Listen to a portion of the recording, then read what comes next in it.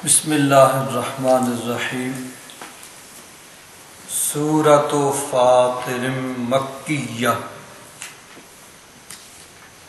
اس سورت کے دو نام ہیں، سورہ فاطر اور سورۃ الملائکہ۔ عام طور پر سورہ فاطر کے نام سے ہی پکارا جاتا ہے، لیکن سورۃ الملائکہ بھی اس کا نام ہے، اور یہ دونوں لفظ اس کی پہلی آیت میں ہیں۔ الحمدللہ فاطر السماوات والارض جاعل الملائکۃ رسلا۔ یہ مکہ شریف میں نازل ہوئی، یعنی ہجرت سے پہلے جو صورتیں نازل ہوئیں ان میں یہ بھی شامل ہے۔ اس میں وَهِيَ 45 آیۃ، 45 آیات کریمہ ہیں، و5 رکوعات، 5 رکوع ہیں اس میں۔ بسم اللہ الرحمن الرحیم۔ اللہ تبارک و تعالیٰ کے نام سے شروع کرتا ہوں جو بڑا مہربان نہایت رحم فرمانے والا ہے۔ الحمدللہ، تمام تعریفیں اللہ تبارک و تعالیٰ کے لیے ہیں۔ فاطر السماوات والارض، جو آسمانوں اور زمینوں کو پیدا کرنے والا ہے۔ فاطر، اس سے فاطر اسم فاعل کا صیغہ ہے۔ فاطر کا معنی ہوتا ہے کہ بغیر کسی نمونے کے ابتدائی طور پر پیدا کرنا، یعنی پہلے چیز موجود نہ ہو اس کو عدم سے وجود میں لے آنا۔ تو آسمان و زمین بلکہ ساری مخلوق کو اللہ تبارک و تعالیٰ نے بغیر کسی نمونے کے پیدا کیا۔ اللہ تبارک و تعالیٰ ہی ہر چیز کا خالق و مالک ہے۔ جاعل الملائکۃ رسلا، وہ بنانے والا ہے فرشتوں کو، رسل پیغام لے کر جانے والے۔ رسول کی جمع رسل، پیغمبر۔ تو یہاں فرشتوں سے وہ فرشتے مراد ہیں جن کو اللہ تبارک و تعالیٰ نے اپنے پیغام، وحی وغیرہ اپنے نبیوں رسولوں کی طرف لے جانے کے لیے جن کی ڈیوٹیاں لگائیں۔ حضرت جبرائیل، حضرت میکائیل وغیرہ، یہ فرشتے جو فرشتوں میں جن کا رسول کا درجہ ہے۔ تو اللہ تبارک و تعالیٰ زمین و آسمان کو پیدا فرمانے والا ہے، اور اس نے بنایا فرشتوں کو پیغام لے جانے والے۔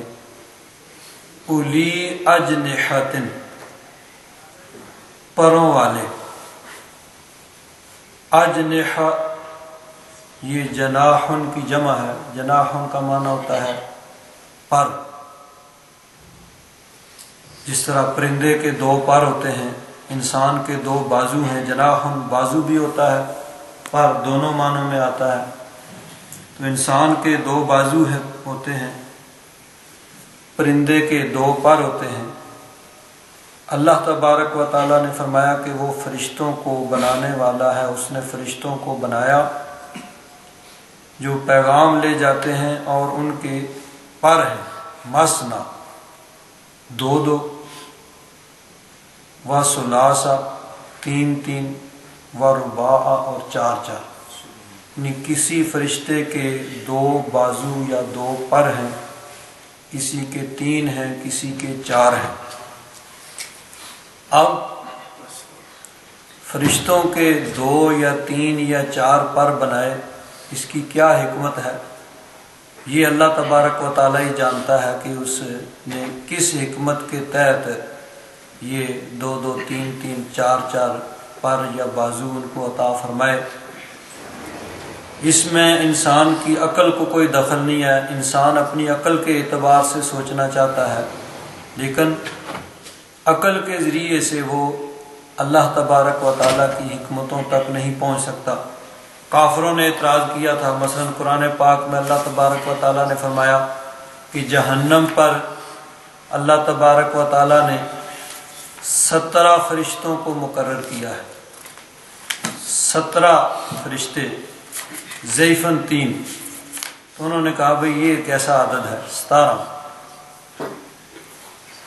وَمَا جَعَلْنَا أَصْحَابَ النَّارِ إِلَّا مَلَائِكَةً، پیچھے ہے عَلَيْهَا 19، جہنم کا بیان ہے سورہ مدثر میں، تو فرمایا کہ اس پر 19 فرشتے مقرر ہیں۔ تو اب کچھ لوگوں نے اعتراض کیا بھئی یہ 19 کیسا عدد ہو گیا؟ 20 ہوتے، چلو 40 ہوتے، 30 ہوتے، 10 ہوتے، 15 ہوتے، یہ 19 کیوں؟ اللہ تبارک و تعالیٰ نے فرمایا وَمَا جَعَلْنَا أَصْحَابَ النَّارِ إِلَّا مَلَائِكَةً وَمَا جَعَلْنَا عِدَّتَهُمْ إِلَّا فِتْنَةً لِلَّذِينَ كَفَرُوا۔ یہ 19 کا جو عدد ہے یہ بھی آزمائش ہے کہ کچھ لوگ مانیں گے ٹھیک ہے بھئی حکمت ہوگی اللہ تبارک و تعالیٰ کی، چاہے تو ایک کو ہی سب کچھ مقرر کر دیتا اس کے لیے اور کسی کو بھی نہ مقرر کرتا، لیکن اب اس میں حکمت ہے، حکمتیں وہی جانتا ہے۔ تو یہ آزمائش ہے، جو اس کی قدرت پہ، اس کی حکمت پہ یقین رکھنے والے ہیں وہ آمنا و صدقنا کہیں گے ٹھیک ہے بھئی ہم نے مان لیا، ہم نے تصدیق کی، اور جو اس کی قدرت اور حکمت کو نہیں ماننے والے پھر وہ اعتراض کریں گے بھئی 19 کیوں ہیں، 20 کیوں نہیں، 18 کیوں نہیں۔ تو اب اللہ تبارک و تعالیٰ نے فرمایا کہ یہ فرشتے 2 3 3 4 پروں والے ہیں، اس کی حکمتیں اللہ تبارک و تعالیٰ جانتا ہے کہ کس فرشتے کو اس نے کتنے پر کتنے بازو عطا فرمائے ہیں اور اس میں کیا حکمتیں ہیں۔ یزید فی الخلق ما یشاء، اپنی خلق میں، اپنی مخلوق میں وہ اضافہ فرماتا ہے جو چاہے، یعنی 2 3 3 4 پر بس نہیں ہے، اس سے زیادہ بھی اللہ تبارک و تعالیٰ نے فرشتوں کو پر عطا فرمائے ہیں۔ جس طرح بخاری شریف کی حدیث پاک ہے کہ نبی کریم صلی اللہ علیہ وسلم نے حضرت جبریل امین کو 600 پروں کے ساتھ دیکھا، یہ ان کے 600 پر تھے۔ تو یہ اللہ تبارک و تعالیٰ کی حکمتیں ہیں۔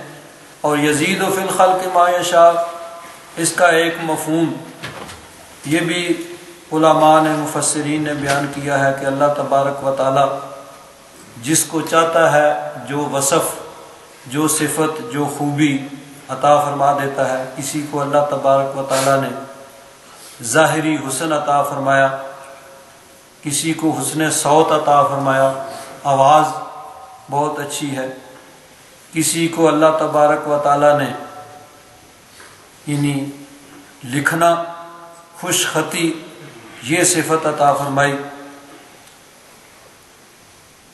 کسی کو اللہ تبارک و تعالیٰ نے باطنی خوبیاں عطا فرمائی کہ ان کے اندر اخلاق اور یعنی دوسروں کے ساتھ معاملات میں وہ بہت بہتر ہیں۔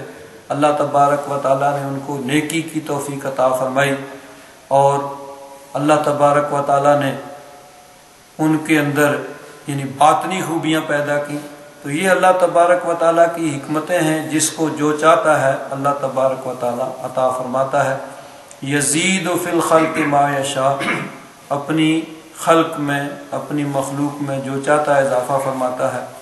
ان اللہ علی کل شیء قدیر، بے شک اللہ تبارک و تعالیٰ ہر چیز پر قادر ہے۔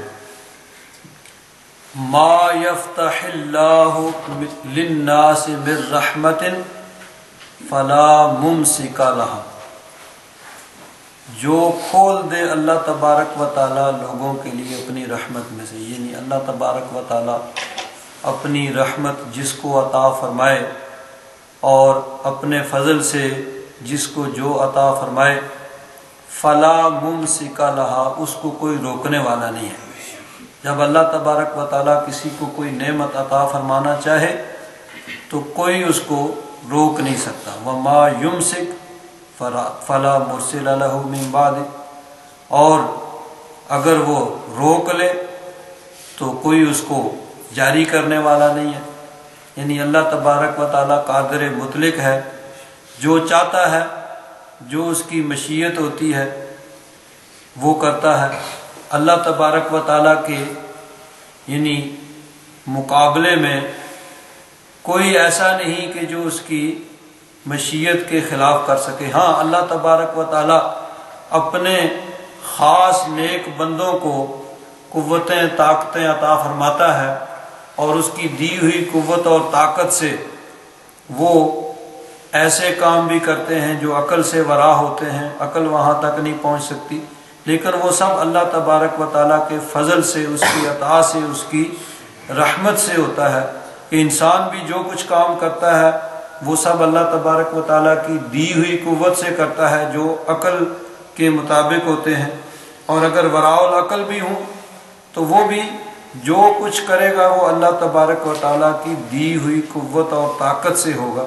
اللہ تبارک و تعالیٰ کے مقابلے میں کوئی نہیں کہ اللہ تبارک و تعالیٰ کچھ اور چاہے اور وہ کچھ اور چاہے، کیونکہ بتوں کے متعلق کفار کا یہ عقیدہ اور نظریہ ہوتا تھا کہ یہ سب کچھ کر سکتے ہیں، اللہ تبارک و تعالیٰ نہ بھی چاہے تو یہ کر لیتے ہیں۔ تو ایسی بات کا یعنی اللہ تبارک و تعالیٰ نے رد فرمایا کہ نہیں، بتوں کو تو کوئی میں نے قوت اور طاقت دی ہی نہیں، یہ تو پتھر کے بنے ہوئے، لکڑی کے بنے ہوئے یا کسی دھات کے بنے ہوئے ہیں، یہ خود اپنے ہلنے جلنے کے بھی مختار نہیں ہیں، ان کو تو اٹھا کے جہاں رکھ دیا پڑے رہے، اور اگر مکھی آ کے بیٹھ جائے اس کو اٹھانے کے یہ انہی قوت اور طاقت نہیں رکھتے۔ ان کے سامنے تم لا کے کھانے رکھتے ہو، اگر مکھی اٹھا کے لے جائے تو اسے چھین نہیں سکتے۔ تو یہ تو کسی چیز کے مالک و مختار نہیں ہیں، جن کو میں نے زندگی دی ہے اور ان کو قوت دی ہے، وہ بھی میری عطا کردہ قوت سے آگے نہیں بڑھ سکتے۔ جتنی میں نے کسی کو قوت اور طاقت عطا فرمائی ہے اسی کے مطابق وہ چل سکتے ہیں۔ اپنے خاص بندوں کو میں نے جو خاص قوتیں طاقتیں عطا فرمائی ہیں وہ اس کے مطابق عقل سے ورا بھی کام کرتے ہیں، لیکن وہ سب کچھ اللہ تبارک و تعالیٰ کی قدرت کے ماتحت ہے۔ وَهُوَ الْعَزِيزُ الْحَكِيمُ، اور وہ غالب حکمت والا ہے۔ یا ایھا الناس اذکروا نعمت اللہ علیکم، اے لوگو اللہ تبارک و تعالیٰ کی جو نعمت تم پر ہے اس کو یاد کرو۔ یعنی اللہ تبارک و تعالیٰ نے تمہیں جو نعمتیں عطا فرمائی ہیں ان کا تذکرہ کرو، ان کو یاد کرو، اور پھر اللہ تبارک و تعالیٰ کا شکر ادا کرو۔ اللہ تبارک و تعالیٰ نے تم کو جو نعمتیں عطا فرمائی ہیں، اب اللہ تبارک و تعالیٰ کی نعمتیں جو ہیں وہ لا تعداد اور بے شمار ہیں کہ انسان ان کو گن نہیں سکتا، انکاؤنٹیبل، جو گنی نہیں جا سکتی، لا تعداد بے شمار۔ حتیٰ کہ قرآن پاک میں بھی دو جگہ اللہ تبارک و تعالیٰ نے ارشاد فرمایا وَإِن تَعُدُّوا نِعْمَةَ اللَّهِ لَا تُحْصُوهَا، 13واں سپارہ سورہ ابراہیم میں بھی یہی ارشاد ہوا وَإِن تَعُدُّوا نِعْمَةَ اللَّهِ لَا تُحْصُوهَا، اور یہی چیز آگے سورہ النحل میں اللہ تبارک و تعالیٰ نے ارشاد فرمایا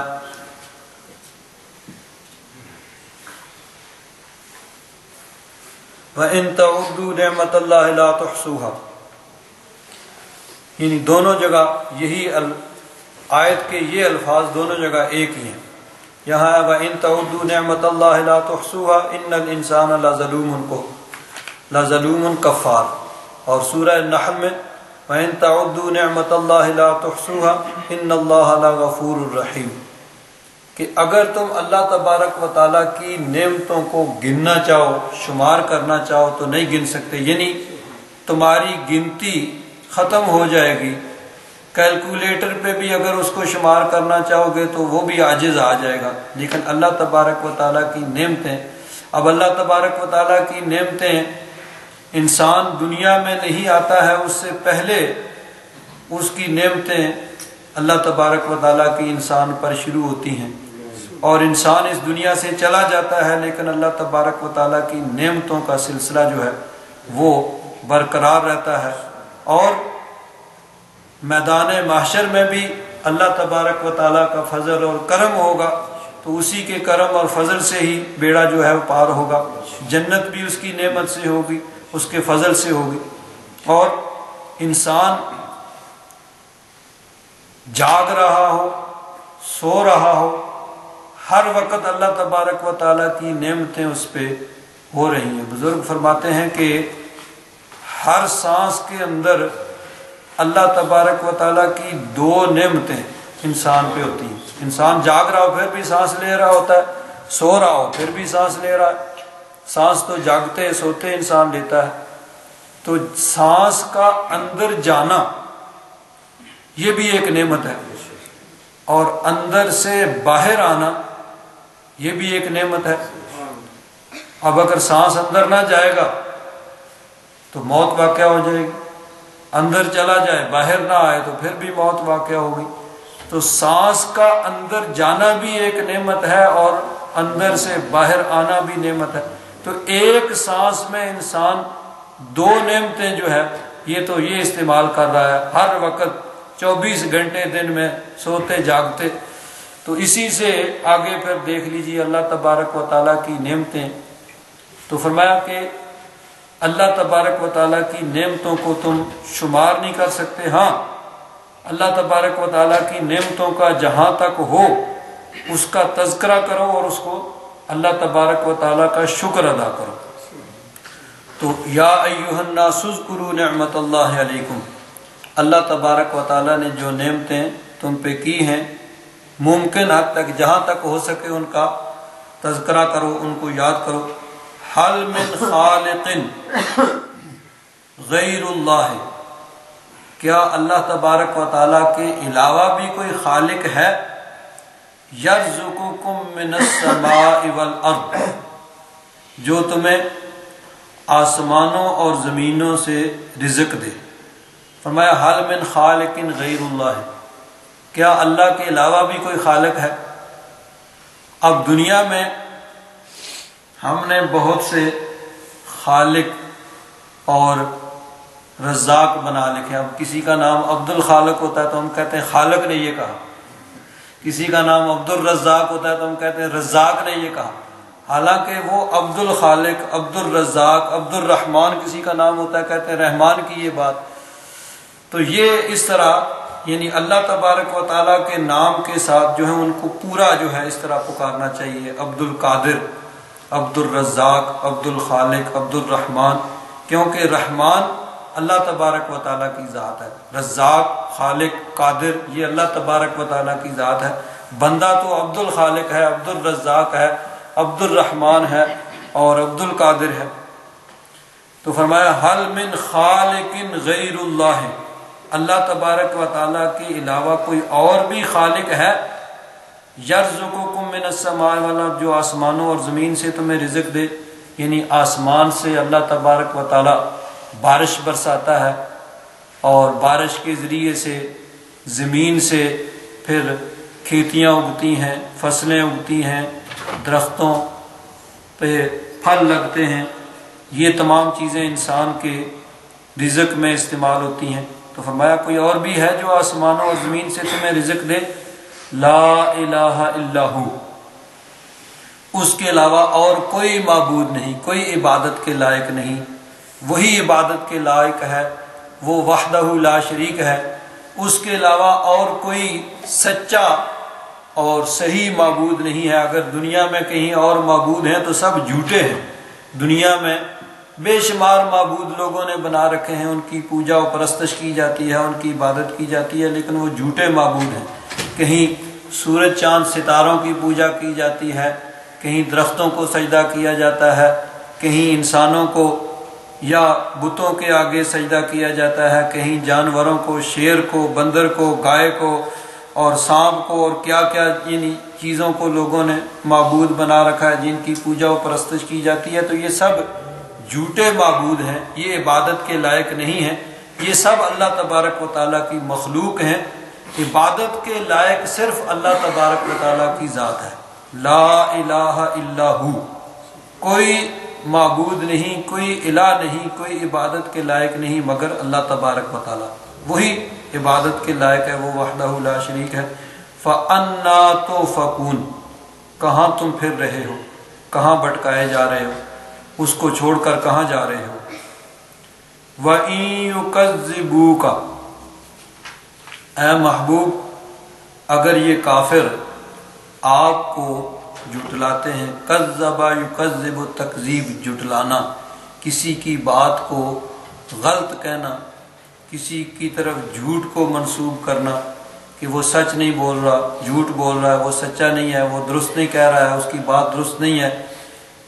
تو ان یکذبوک، اگر یہ آپ کو جھٹلاتے ہیں، یعنی آپ نے اعلان نبوت فرمایا، کہتے ہیں نہیں آپ نبی نہیں ہیں، آپ نے قرآن پاک پیش کیا، کہتے ہیں نہیں یہ اللہ کا کلام نہیں ہے، آپ کہتے ہیں اللہ تبارک و تعالی وحدہ لا شریک ہے، کہتے ہیں نہیں وہ وحدہ لا شریک نہیں ہے، یہ بت بھی عبادت کے لائق ہیں۔ آپ نے فرمایا قیامت آئے گی، انہوں نے کہا نہیں قیامت تو نہیں آئے گی، قیامت کہاں سے آئے گی، بس دنیا ہی دنیا ہے، دنیا کی زندگی گزر گئی اور چلے گئے، قبروں میں چلے گئے، بس معاملہ ختم۔ تو جھٹلاتے ہیں کافر آپ کو۔ اللہ تبارک و تعالیٰ نے فرمایا وَإِن يُكَذِّبُوكَ، اے محبوب اگر یہ آپ کو جھٹلا رہے ہیں، فَقَدْ كُذِّبَتْ رُسُلٌ مِّن قَبْلِكَ، تو یہ کوئی نئی بات نہیں ہے، یہ کام پہلی دفعہ نہیں ہو رہا، آپ سے پہلے بھی بہت سے رسولوں کو جھٹلایا گیا۔ انبیاء کرام رسول اعظام تشریف لائے، انہوں نے اللہ تبارک و تعالیٰ کا پیغام پہنچایا، تو جن لوگوں تک پیغام پہنچایا ان میں سے بہت کم لوگ، اکثر و بیشتر ایسے ہی ہوا کہ بہت کم لوگ جو ہیں وہ ایمان لائے، اکثریت میجارٹی جو ہے وہ انہوں نے انکار کیا، انہوں نے جھٹلایا، انہوں نے ان کا انکار کیا، ان کو جھوٹا کہا، ان کے پیغام کی انہوں نے تکذیب کی کہ نہیں یہ جھوٹ بول رہے ہیں، یہ درست نہیں ہے، یہ صحیح نہیں ہے، نہیں مانتے۔ انبیاء کرام جن کا تذکرہ قرآن پاک میں ہوا، حضرت نوح علیہ السلام، حضرت ہود علیہ السلام، حضرت صالح علیہ السلام، حضرت ابراہیم علیہ السلام، حضرت لوط علیہ السلام، حضرت شعیب علیہ السلام، اس کے علاوہ جن کا تذکرہ قرآن پاک میں آیا، احادیث مبارکہ میں آیا، تقریباً سبھی کے ساتھ کفار کا یہی معاملہ رہا کہ جب انہوں نے اللہ تبارک و تعالیٰ کا پیغام پہنچایا تو آگے سے کافروں نے جھٹلایا۔ تو اللہ تبارک و تعالیٰ اپنے محبوب کو تسلی دے رہا ہے کہ محبوب آپ نے میرا پیغام پہنچایا تو کافر جو دلائل کے میدان میں لاجواب ہو گئے، ان کے پاس ان دلائل کا کوئی جواب نہیں، آپ کے معجزات دے کر وہ لاجواب ہو گئے، اس کا ان کے پاس کوئی جواب نہیں، لیکن اس کے باوجود جھٹلا رہے ہیں اور آپ کو کبھی شاعر کہتے ہیں، کبھی جادوگر کہتے ہیں، کبھی معاذ اللہ مجنون کہتے ہیں، کبھی کچھ کہتے ہیں، مانتے نہیں ہیں۔ تو یہ کوئی پہلی دفعہ نہیں ہوا ہے، پہلے بھی کفار کا یہی معاملہ انبیاء کرام اور رسول اعظام کے ساتھ ہوا کہ انہوں نے جب اللہ تبارک و تعالیٰ کا پیغام پہنچایا تو آگے سے کافروں نے اس پیغام کو جھٹلایا۔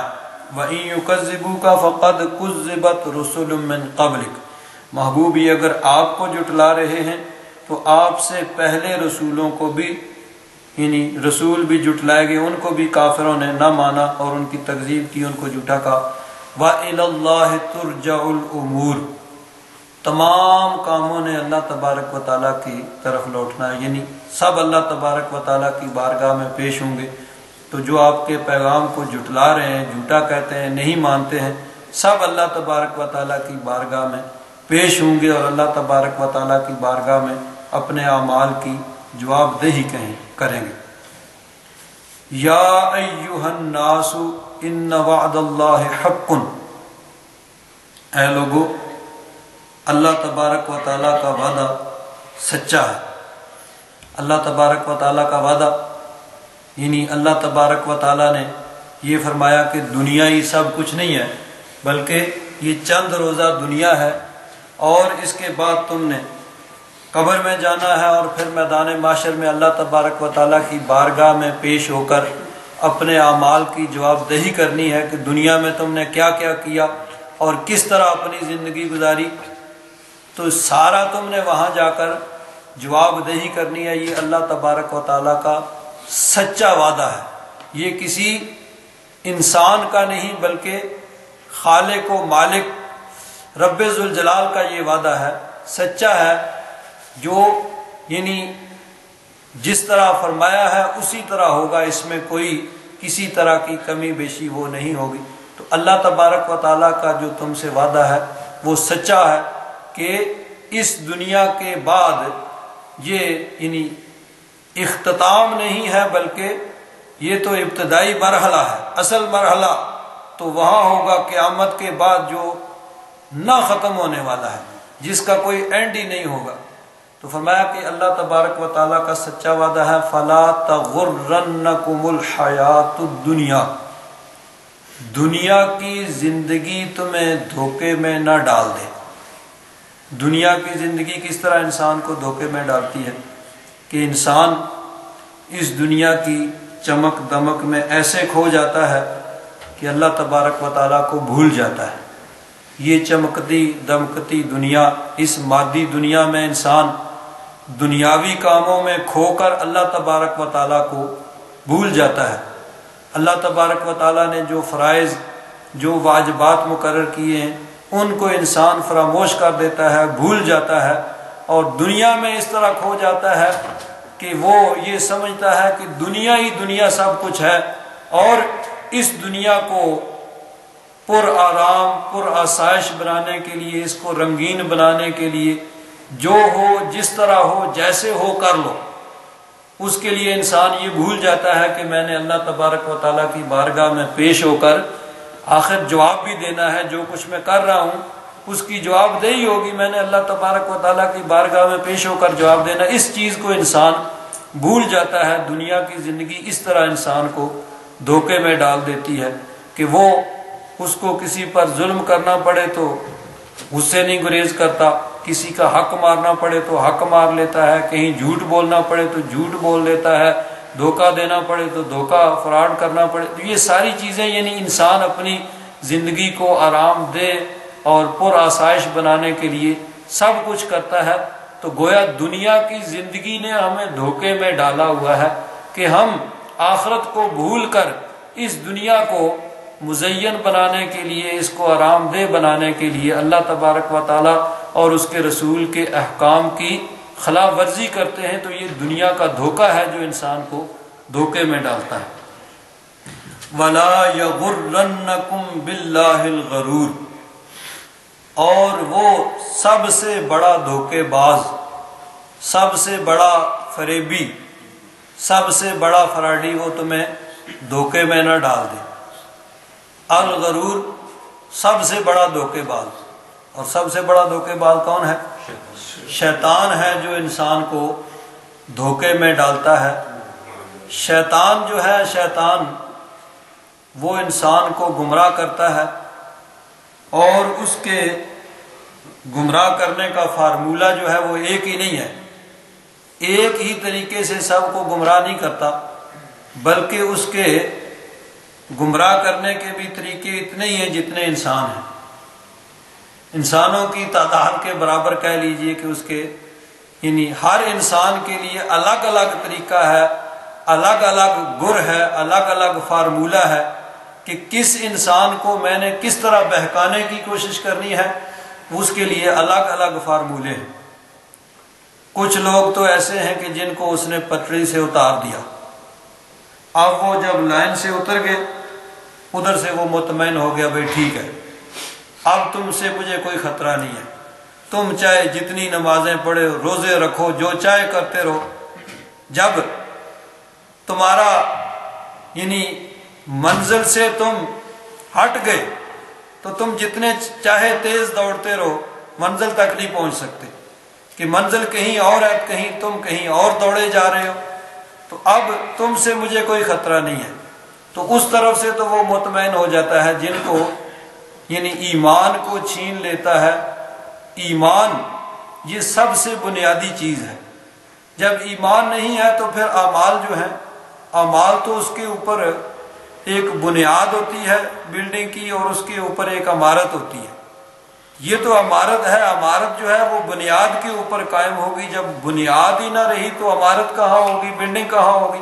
تو ایمان جو ہے یہ ایک بنیاد ہے اور اس کے اوپر اعمال کی پھر عمارت اور بلڈنگ تعمیر ہوتی ہے۔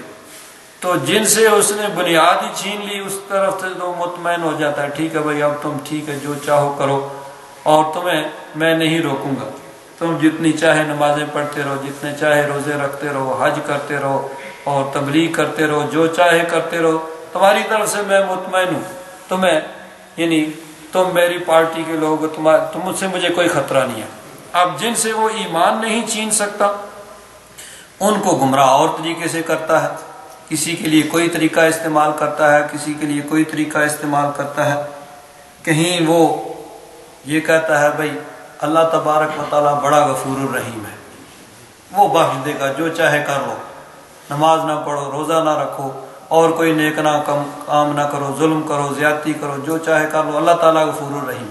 اس میں کوئی شک و شبہ نہیں کہ اللہ تبارک و تعالیٰ غفور الرحیم ہے، غفار ہے، لیکن اس نیت سے اور یہ سوچ کے اس کو اللہ تبارک و تعالیٰ اور اس کے رسول نے سخت ناپسند کیا ہے، اور یہ بہت بڑی جرت ہے کہ کوئی انسان یہ کہے کہ اللہ تعالیٰ غفور الرحیم ہے اور گناہ کرے، سخت اس کو اس بات سے روکا گیا ہے۔ تو اللہ تبارک و تعالیٰ غفور الرحیم ہے، اس میں کوئی شک و شبہ نہیں ہے، اور جب انسان سے گناہ ہوتا ہے، انسان صدق کے دل سے توبہ کرتا ہے، استغفار کرتا ہے تو اللہ تبارک و تعالیٰ بخشتا بھی ہے، لیکن اس نیت سے گناہ کرنا کہ اللہ تعالیٰ غفور الرحیم ہے، یہ ایک بہت بڑی انسان کی جرت اور جسارت ہوتی ہے جو سخت ناپسند ہے اللہ تبارک و تعالیٰ کو۔ تو کسی کو تو اس طرح وہ کہتا ہے ٹھیک ہے بھائی توبہ کر لیں گے، کوئی بات نہیں، کر لو، پھر بعد میں توبہ کر لینا، چلو کوئی نہیں یہ بھی کر لو پھر توبہ کر لینا، کیا ہے توبہ کر لیں گے، ابھی بڑی زندگی پڑی ہے، یہ کر لو تو پھر توبہ کر لینا۔ کسی کو اس طرح وہ بہکاتا ہے، کسی کو اور طریقے سے بہکاتا ہے، کسی کو کسی طریقے سے بہکاتا ہے۔ کہیں وہ اللہ تبارک و تعالیٰ اور اس کے رسول کے بتائے ہوئے طریقے کو اس کو چھڑا کر کسی اور طریقے پہ لگا دیتا ہے، کہتا ہے یہ کر لو بس یہی کافی ہے۔ تو کہیں ایسے بھی ہوتا ہے کہ فرائض واجبات اس کو چھوڑ کر سنت مستحب جو جائز کام ہے ان میں لگا دے گا اور کہے گا بھئی یہی کافی ہے۔ مثلا دیکھیے اب ہم ذکر کی کوئی محفل کر لیں، ذکر کرتے رہیں اور نماز کا ٹائم ہو تو گھروں کو سب چلے جائیں، نماز کوئی نہ پڑھے، تو اب یہ بھی ایک شیطان کا دھوکہ ہوگا کہ ذکر کرنا نیک کام ہے، اچھا کام ہے، لیکن نماز کا وقت ہوا تو نمازی کوئی نہیں۔ نعت خوانی کی محفل ہو رہی ہے، ساری رات محفل ہوتی رہی، صبح نماز کے وقت سارے جا کے سو گئے۔ اب یہ نعت خوانی بڑا ثواب کا کام ہے، لیکن فرض کو ترک کر دیا تو اس نعت خوانی کا فائدہ جو ہے وہ کم ہوا، بہت بڑے گھاٹے کا سودا ہوا۔ اسی طرح ہم نے محفل میلاد کی، جلسہ ہوا، سب کچھ ہوا، جلوس بھی نکالا اور نماز کے ٹائم کوئی نہیں، نماز کسی نے نہیں پڑھی۔ تو یہ بھی شیطان کا ایک دھوکہ اور فریب ہوتا ہے کہ ایسے کام جو بلا شبہ نیک کام ہیں، جائز کام ہیں، ہم کہیں جی ٹھیک ہے بھائی 11ویں شریف کا کر لیں گے، نماز نہیں پڑھیں گے، تو وہ ایک جائز اور مستحب کام ہے، نیکی کا کام ہے، لیکن فرائض واجبات کو اگر ہم چھوڑ دیں یا وہ کام فرائض اور واجبات میں رکاوٹ پیدا کریں گے تو یہ شیطان کا ایک دھوکہ ہوگا۔ یہ شیطان دھوکہ دے رہا ہے کہ ٹھیک ہے بھائی یہ کام کر لو، یہ کافی، اب فرائض کی ضرورت نہیں ہے۔ تو جن کو وہ رستہ یعنی پٹڑی سے نہیں اتار سکتا، پھر ان کو اس طرح وہ روکنے کی کوشش کرتا ہے، بھائی ٹھیک ہے تم یہ کر لو، یہی کافی ہے۔ تو اب ہر کام اس طریقے سے کرنا جس طرح اللہ تبارک و تعالیٰ اور اس کے رسول نے بیان فرمایا، اسی طریقے سے اگر کیا جائے تو وہ درست ہے۔ اگر اس کو چھوڑ کر کوئی اور طریقہ اختیار کیا جائے گا تو پھر وہ کام جو ہے وہ یعنی گھاٹے کا سودا کہہ لیں اس کو۔ جس طرح مثلا دیکھیے ایک آدمی ساری رات نفل پڑھتا رہا، ساری رات وہ سویا نہیں ہے، نفل پڑھتا رہا، 100 200 1000 نفل اس نے پڑھ لیے ہیں، لیکن اس نے عشاء کے 4 فرض، 3 وتر اور فجر کے 2 فرض نہیں پڑھے ہیں۔ تو اب وہ 1000 رکعت بھی اگر پڑھی ہیں تو وہ 1000 رکعت ان 9 رکعتوں سے یعنی اس کا ثواب تو کم ہوگا، لیکن یہ جو گناہ ہوگا یہ بہت زیادہ اس سے ہوگا۔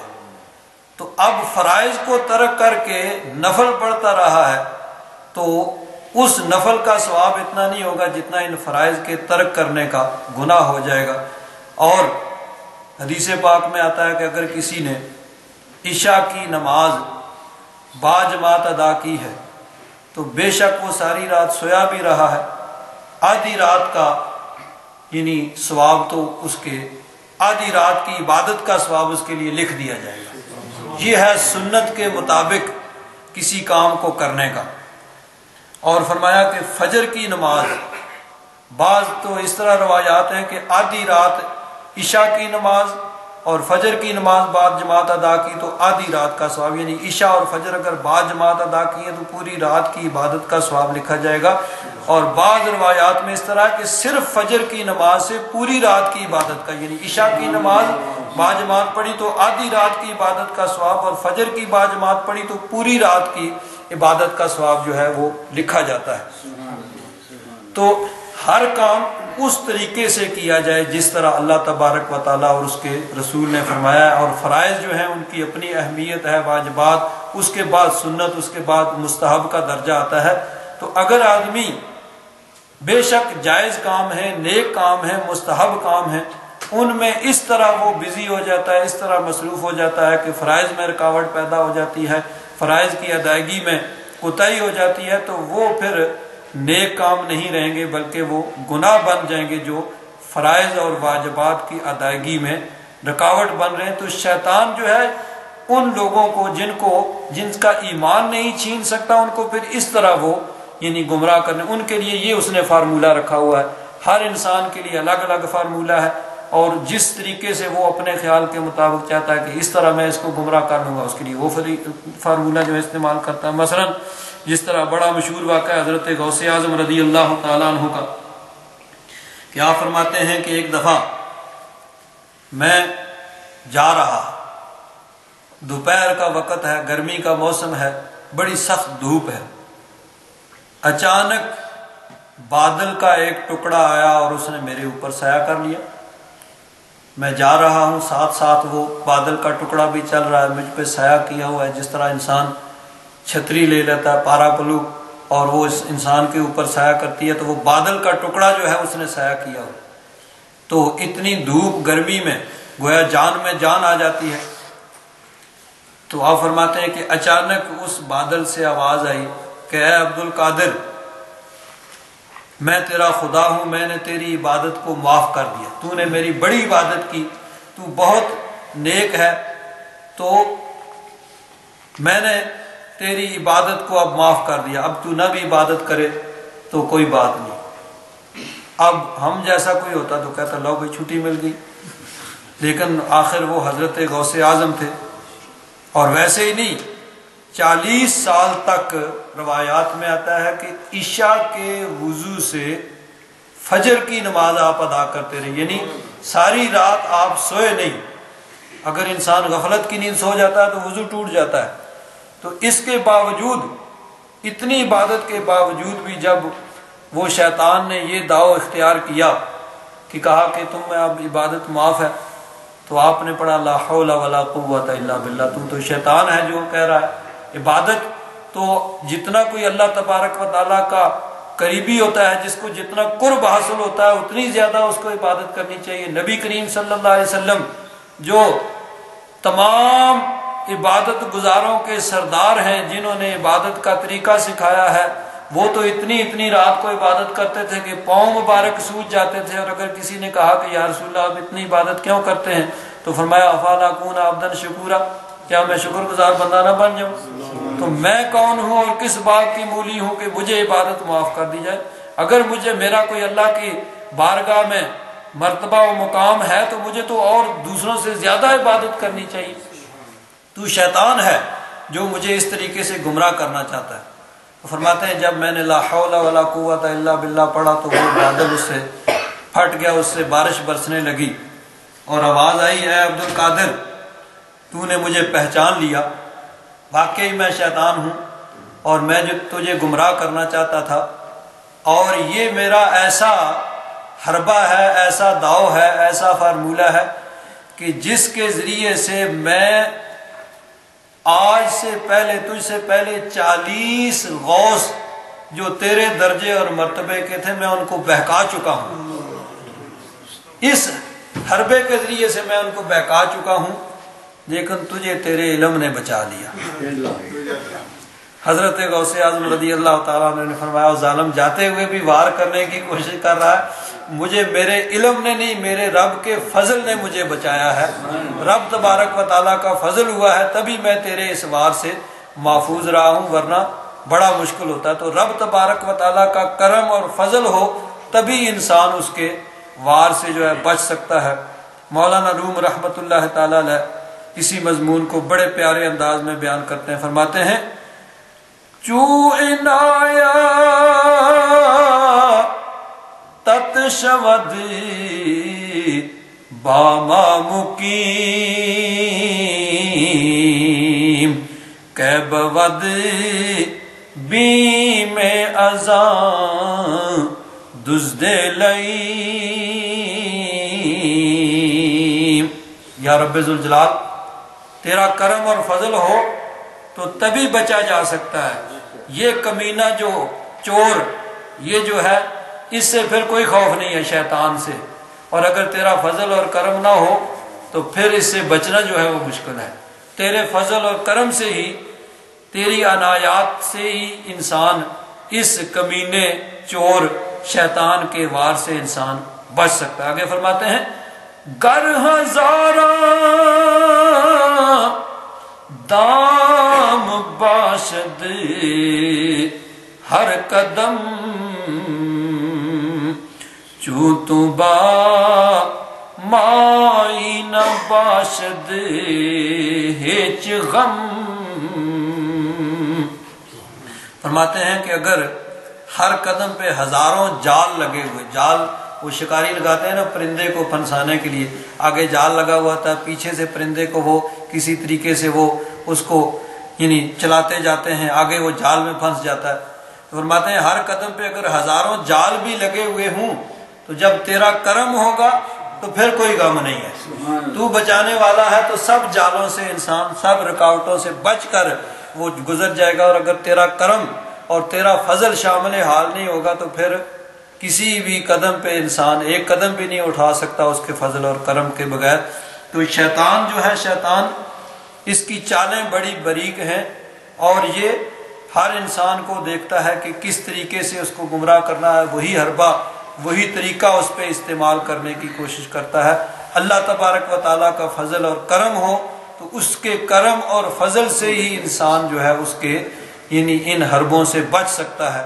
تو فرمایا، نہ دنیا کی زندگی تمہیں دھوکے میں ڈالے، اس دنیا میں کھو کر تم اللہ تبارک و تعالیٰ سے غافل نہ ہو جانا، اللہ تبارک و تعالیٰ کے فرائض واجبات، اس کے احکام، اس سے غافل نہ ہو جانا، اللہ رسول کے فرامین ارشادات سے غافل نہ ہو جانا۔ وَلَا يَغُرَّنَّكُمْ بِاللَّهِ الْغَرُورُ، وہ بڑا فریبی دھوکے باز شیطان جو ہے وہ بھی تمہیں یعنی دھوکے میں نہ ڈالے، اس کے فریب میں بھی نہ آ جانا۔ ان الشیطان لکم عدو،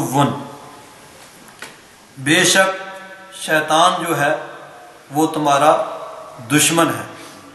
شیطان دشمن ہے، اس نے ازل میں یعنی اعلان کر دیا تھا جب اللہ تبارک و تعالیٰ نے حضرت آدم علیہ السلام کو پیدا کیا، آدم علیہ السلام کا خاکی پتلا بنایا اور فرمایا کہ جب میں اس میں اپنی روح پھونک لوں تو سارے اس کے آگے سجدہ کرنا۔ تمام فرشتوں نے سجدہ کیا، شیطان نے انکار کیا۔ اللہ تبارک و تعالیٰ نے اس کو مردود بنا کے نکال دیا۔ تو اس نے کہا، مولا تو نے مردود بنا کے نکال تو دیا ہے، اب میں اس آدم کی اولاد کو گمراہ کروں گا، اور میں ان کو ہر طرف سے، آگے سے، پیچھے سے، دائیں بائیں، اوپر نیچے، شش جہات، سب طرف سے میں ان کو آ کے گمراہ کرنے کی کوشش کروں گا۔ 8ویں سپارے میں ہے سورہ اعراف کے اندر، شیطان نے اس وقت پہلے تو اللہ تبارک و تعالیٰ سے مہلت مانگی کہ مجھے قیامت تک مہلت دے دے۔ اللہ تبارک و تعالیٰ نے جب مہلت دے دی تو اب اس نے کہا لَأَقْعُدَنَّ لَهُمْ صِرَاطَكَ الْمُسْتَقِيمَ، صراط مستقیم سیدھی راہ پہ بیٹھ جاؤں گا. ثُمَّ لَآتِيَنَّهُم مِّن بَيْنِ أَيْدِيهِمْ وَمِنْ خَلْفِهِمْ وَعَنْ أَيْمَانِهِمْ وَعَنْ شِمَائِلِهِمْ، آگے سے پیچھے سے دائیں بائیں ہر طرف سے چار طرف سے میں حملہ آور ہوں گا. وَلَا تَجِدُ أَكْثَرَهُمْ شَاكِرِينَ، ان میں سے اکثر جو ہیں ان کو تو شکر گزار نہیں پائے گا. اسی طرح سورہ ہجر میں بھی اس نے یہی کہا کہ رب بما اغویتنی لأزینن لهم فی الارض ولأغوینہم اجمعین الا عبادک منہم المخلصین. جب مہلت مل گئی، پہلے مہلت مانگی، مہلت مل گئی تو کہنے لگا کہ مولا تو نے مجھے بہکا دیا، یعنی اس ظالم نے گمراہی کی نسبت بھی اللہ تبارک و تعالیٰ کی طرف کی کہ تو نے مجھے گمراہ کیا ہے. گمراہ خود ہوا، یعنی سجدے سے انکار کیا اور اللہ تبارک و تعالیٰ کے حکم کا منکر ہو کر گمراہ ہوا، لیکن کہنے لگا تو نے مجھے گمراہ کیا ہے تو اب میں کیا کروں گا، لَأُزَيِّنَنَّ لَهُمْ فِي الْأَرْضِ، زمین میں ان کے لیے مزین کروں گا، دنیا کی زندگی کو اور دنیا کے کاموں کو اور گناہوں کو مزین کر کے ان کے سامنے میں پیش کروں گا. وَلَأُغْوِيَنَّهُمْ أَجْمَعِينَ، اکثر جو ہے ان کو میں اپنی پارٹی میں شامل کر لوں گا، اکثر کو گمراہ کر دوں گا. اِلَّا عِبَادَكَ مِنْهُمُ الْمُخْلَصِينَ، ہاں تیرے خاص جو بندے ہوں گے ان پہ میرا زور نہیں چلے گا، باقی جو ہے سب کو ان کو میں جو ہے کسی نہ کسی طریقے سے اپنے پیچھے لگا لوں گا. کچھ تو بالکل ہی پٹری سے اتر جائیں گے اور جن کو پٹری سے نہیں اتار سکوں گا، جن کا ایمان نہیں چھین سکوں گا، ان سے پھر اعمال جو ہے وہ ادھر سے ان کو روکنے کی کوشش کروں گا. تو وہ تو ہے دشمن، اس نے تو اپنے ذمہ ایک کام لے لیا ہے. اللہ تبارک و تعالیٰ نے فرمایا ان الشیطان لکم عدو، بے شک شیطان تمہارا دشمن ہے. فاتخذوہ عدوا، تم بھی اس کو دشمن بناؤ، یعنی اس کو اپنا دشمن ہی سمجھو. تم اس کو اپنا خیر خواہ نہ سمجھو، اس کو اپنا ہمدرد نہ سمجھو. بے شک وہ ہمدردی کے روپ میں آئے گا. کبھی کبھی انسان کا ہمدرد بن کر وہ جو ہے انسان کو گمراہ کرنے کی کوشش کرتا ہے. سب سے پہلے حضرت آدم علیہ السلام کو جو اس نے وسوسہ ڈالا تو اس میں بھی اس نے یہی بات کی. حضرت آدم علیہ السلام کو ہمدرد بن کر اس نے یعنی وسوسہ ڈالا حضرت آدم علیہ السلام کے دل میں. اللہ تبارک و تعالیٰ نے قرآن پاک میں ارشاد فرمایا کہ حضرت آدم علیہ السلام کو کہنے لگا کہ یہ درخت جس کا پھل کھانے سے اللہ تبارک و تعالیٰ نے تمہیں روکا ہے، ما نہاکما ربکما عن ہذہ الشجرۃ الا ان تکونا ملکین او تکونا من الخالدین. یہ کوئی روکنے کی کوئی بری چیز تو ہے نہیں. اگر بری چیز ہوتی تو جنت میں اس کا کیا کام تھا؟ کوئی یہ نہیں کہ بری چیز ہے، ہاں اس لیے روکا ہے کہ کہیں اس کا پھل کھا کے تم فرشتے نہ بن جاؤ یا جنت میں ہمیشہ نہ رہو. تمہیں تو اللہ تعالیٰ نے زمین پر بھیجنا ہے اور وہاں جا کے اگر تمہاری نسل چلنی ہے تو اس لیے روکا ہے. کوئی اس لیے نہیں کہ کوئی بری چیز ہے یا حرام ہے یا ممنوع ہے تو اس لیے تمہیں روک دیا بھئی اس کے قریب نہ جانا. یہ تو اس لیے کہ ان کا پھل کھا کے تم کہیں فرشتے نہ بن جاؤ یا ہمیشہ رہنے والے نہ بن جاؤ. اور آگے وَقَاسَمَهُمَا إِنِّي لَكُمَا لَمِنَ النَّاصِحِينَ، قسم کھائی ان دونوں کے لیے کہ میں تمہارا ہمدرد ہوں، تمہارا خیر خواہ ہوں. تو انسان کا خیر خواہ بن کر بھی وہ انسان پر حملہ آور ہوتا ہے. تو اللہ تعالیٰ نے فرمایا کہ بے شک وہ ہمدردی کے روپ میں ہی آئے، بڑا خیر خواہ ہو کہ میں تمہارا خیر خواہ ہوں، چاہے شیطان ہو چاہے شیطان کا کوئی شتونگڑا ہو، جو بھی آئے گا وہ خیر خواہ ہی بن کے آئے گا. میں تمہیں جنت میں لے جانا چاہتا ہوں، میں تو تمہارا خیر خواہ ہوں، میں تو چاہتا ہوں کہ تم جہنم میں نہ جاؤ جنت میں جاؤ. جو بھی آئے گا وہ شیطان کی پارٹی کا آدمی آئے گا وہ ہمدرد ہی بنے گا اور ہمدرد بن کے ہی عملہ آور ہوگا. تو اللہ تعالیٰ نے فرمایا کہ تم بھی خبردار رہنا، ان الشیطان لکم عدو فاتخذوہ عدوا، کہ وہ تمہارا شیطان جو ہے وہ تمہارا دشمن ہے، تم بھی اس کو دشمن ہی سمجھنا. انما یدعو حزبہ لیکونوا من اصحاب السعیر، وہ اپنا حزب جو ہے اپنا گروہ اپنا گروپ جو ہے وہ بلاتا ہے ان کو تاکہ وہ بھی جہنم والے ہو جائیں، جہنم اصحاب السعیر ہو جائیں، جہنم والے ہو جائیں. یعنی خود تو اس نے جہنم میں جانا ہی ہے اور اللہ تبارک و تعالیٰ نے اس کو فرما دیا تھا جب اس کو اپنی بارگاہ سے مردود کر کے نکالا تھا تو فرمایا تھا لَأَمْلَأَنَّ جَهَنَّمَ مِنْكَ وَمِمَّنْ تَبِعَكَ مِنْهُمْ أَجْمَعِينَ، تجھے بھی جہنم میں ڈالوں گا اور جو تیرے پیچھے لگیں گے تیری بات مانیں گے سب کو جہنم میں ڈالوں گا۔ تو اب وہ چاہتا یہ ہے انما يدعو حزبه ليكونوا من اصحاب السعیر، وہ اپنے گروہ کو پکارتا ہے بلاتا ہے کہ تاکہ وہ بھی جہنم والے ہو جائیں۔ الذین کفروا لہم عذاب شدید، جنہوں نے کفر کیا، کفر کو اختیار کیا، ان کے لیے عذاب شدید ہے، سخت عذاب ہے۔ والذین آمنوا وعملوا الصالحات، اور وہ لوگ جو ایمان لائے اور انہوں نے نیک اعمال کیے، لہم مغفرۃ واجر کبیر، ان کے لیے مغفرت ہے اور بہت بڑا اجر ہے کہ اللہ تبارک و تعالیٰ نے ایمان لا کر اعمال صالحہ کرنے والوں کے لیے اللہ تبارک و تعالیٰ نے بخشش، مغفرت، جنت اور بہت بڑا اجر اللہ تبارک و تعالیٰ نے ان کے لیے تیار کر رکھا ہے۔ تو ایمان اور عمل صالح دونوں چیزیں جو ہیں ضروری ہیں۔ ایمان نام ہے عقیدے کے درست ہونے کا۔ ایمان کیا ہے؟